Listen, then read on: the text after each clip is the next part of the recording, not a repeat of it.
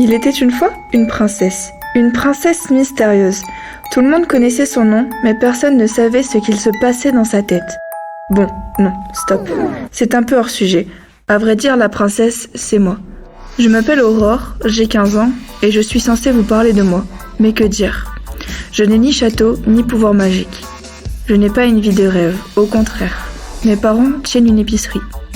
J'ai une sœur, Lisa, un frère handicapé, Julien, et un frère jumeau, Tim. Avec Lisa et Tim, on a dû grandir plus vite que tous les autres enfants. Notre enfance a été un peu gâchée, mais on ne peut en vouloir à personne. Mes parents font ce qu'ils peuvent pour nous rendre heureux, même s'ils nous gâtent beaucoup pour compenser le fait qu'ils ne sont pas toujours là.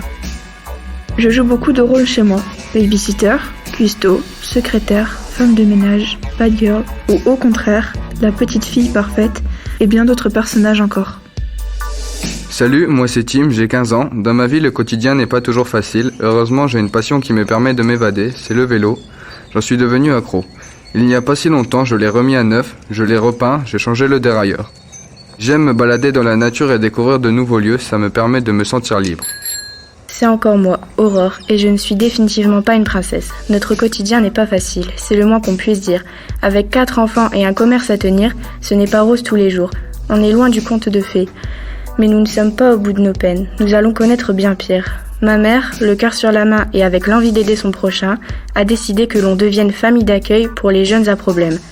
L'idée était de leur laisser une seconde chance, leur donner un peu de travail et nous permettre d'arrondir les fins de mois avec l'aide financière de la PJJ. Jusqu'à là, on s'en sortait.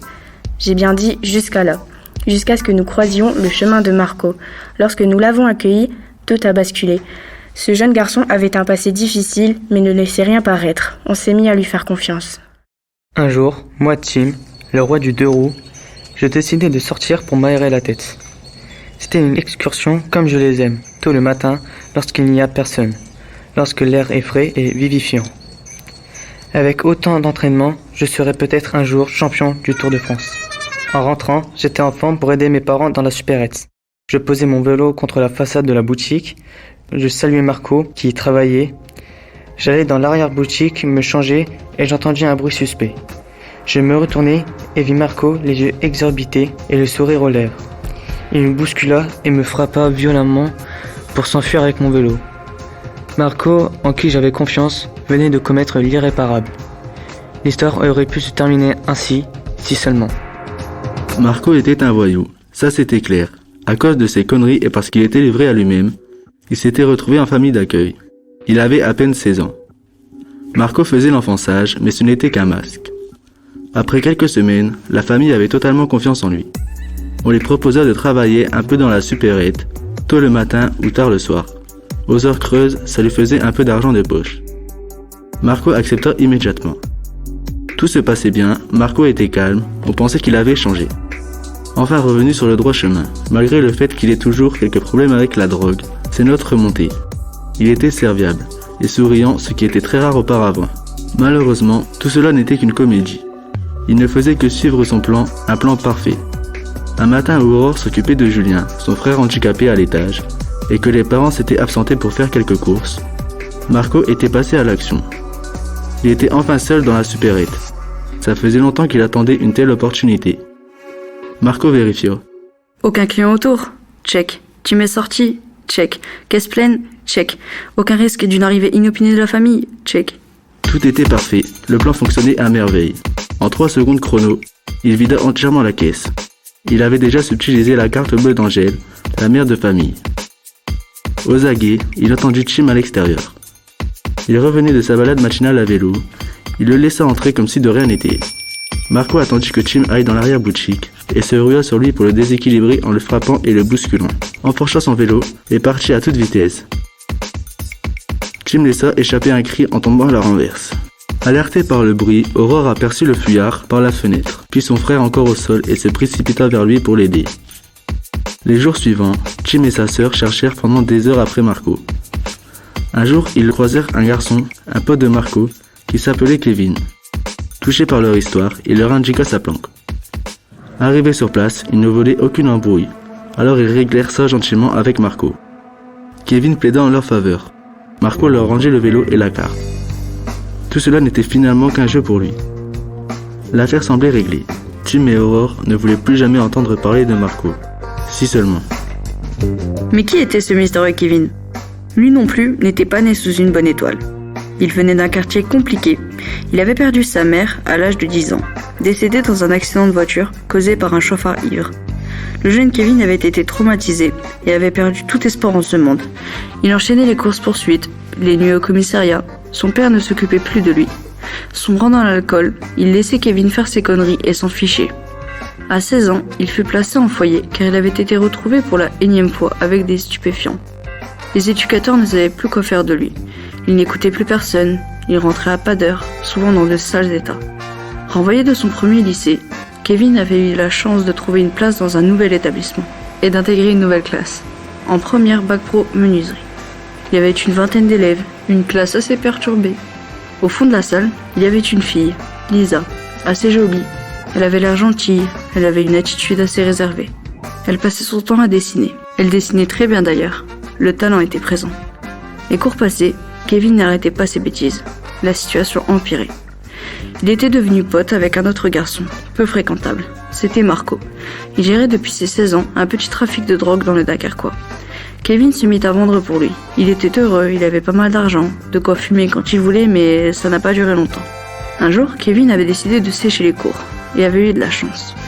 Une vingtaine de policiers débarquèrent au lycée et arrêtèrent tous les membres du réseau. Avant d'être arrêté lui-même, Marco envoya un SMS à Kevin. « On vient de se faire péter par les keufs, ils vont sûrement fouiller mon bigot, donc je t'envoie un mess. Fais gaffe, je te fais confiance, reprends mon business. Soit tu le fermes pour pas te faire péter, soit tu continues, mais fais gaffe au Pookie. Prends soin de toi. » Kevin devait faire un choix. Continuer et finir comme Marco, ou arrêter et saisir la chance de tout recommencer. Les jours passaient. Kevin finit par mettre en stand-by le business. Il s'était pas mal rapproché de Lisa, la fille du fond. Elle était sage, gentille et attentionnée. Elle aidait souvent quand il avait des problèmes. Kevin commençait vraiment à s'accrocher à elle. Il n'avait jamais eu de vrais amis. C'était toujours des contacts par intérêt. Son amitié avec elle était étrange et superbe à la fois. Même si Lisa n'approuvait absolument pas ses conneries avec la gueudreau. Jour J, Kevin devait prendre une décision. Lisa lui proposait une autre alternative. Il n'avait qu'à refiler le business à quelqu'un d'autre pour se concentrer sur sa vie et devenir sérieux. Le choix revenait à gâcher son avenir ou réussir avec à la clé la meilleure personne à ses côtés pour toute sa vie. Son futur dépendait de ce choix. Kevin n'était pas complètement stupide. Il finit par faire le bon choix et sa vie était dès lors rythmée de journées plus agréables et positives. Il n'avait plus ce stress quand il entendait les sirènes de police. Après plusieurs semaines, il avait enfin réussi à sortir avec Lisa. Elle le tirait vers le haut, ça lui faisait vraiment du bien. Enfin une personne qu'il aimait pour lui-même, pour ce qu'il était réellement et non pour ce qu'il semblait être ou ce qu'il possédait. 2 ans plus tard, il était toujours avec Lisa.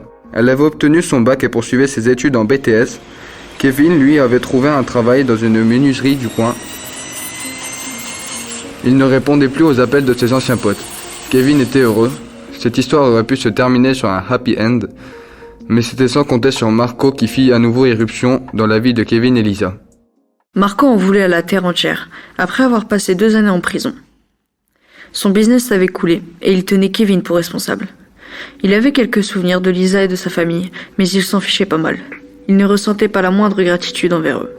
Il était enragé, il voulait poignarder Kevin. Il retrouva son ami et s'avança vers lui, armé d'un couteau. Lisa, désespérée, s'interposa pour les séparer, mais Marco la poignarda en plein ventre. Kevin s'effondra de chagrin et enlaça Lisa jusqu'à son dernier souffle. Lisa eut une pensée pour sa famille. Elle embrassa Kevin d'un dernier regard. Celui-ci pleura toutes les larmes de son corps. La haine s'empara de lui. Elle était plus forte que son chagrin. À l'enterrement de Lisa, il embrassait ses parents, ses frères et sa sœur. La terre se referma sous des torrents de larmes. Le lendemain, aveuglé par la haine, il acheta une arme. Déterminé, il retrouva Marco. Il ne le laissa même pas parler et lui tira une balle dans la tête, avant d'en finir lui-même. Une dernière larme coula sur sa joue. Il voulait rejoindre l'amour de sa vie. Il n'aurait pas pu continuer à vivre avec ce chagrin. Le ciel était très sombre. Il pleuvait ce jour-là. Lisa était le seul soleil. Avec le temps, le ciel finit par se dégager. Certains d'entre nous ont fini par entrevoir quelques étoiles dans l'obscurité. Comme je vous l'ai dit, la vie n'est vraiment pas un conte de fées. Mais Lisa, notre sœur, était une véritable princesse. C'est ma façon à moi de lui rendre hommage. De mon côté, je n'ai jamais baissé les bras malgré cette tragédie.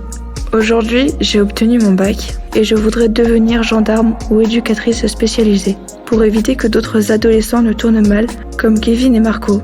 Je n'ai toujours pas de pouvoir magique, mais je ferai de mon mieux en espérant que ma sœur soit fière de moi. En revanche, je suis toujours insomniaque, ça n'a pas changé. Je ne risque pas d'être cette belle au bois dormant. De son côté, mon frère, Tim, veut faire partie de l'équipe de France de cyclisme. Il a conservé son premier vélo. Impossible pour lui de se séparer de son fidèle destrier. La vie n'est vraiment pas un conte de fées. Mais, comme le dit l'adage, au fond d'un trou ou d'un puits, il arrive qu'on aperçoive les étoiles. Je dédie cette histoire à notre ami Kevin et à notre sœur Lisa. Une mise en voix réalisée à partir du récit « La vie n'est pas un conte de fées » par les élèves de la classe de seconde métier de la construction durable du bâtiment et des travaux publics et de seconde technicien menuisier agenceur du lycée professionnel Georges Guilmer à Dunkerque. Jessie, Thibaut, Élise, Maïline. Dylan, Éléonore. Kylian. Accompagné par l'auteur Tom Gobard, en collaboration avec Baptiste Rodriguez, professeur documentaliste, Fabienne Engrand, professeure d'art appliqué, Émilie Duraud, professeure de lettres-histoire, mise en son réalisée par Axel Wurstorn, dans le cadre du projet Raconte-moi ta vie, 2019-2020, en Hauts-de-France.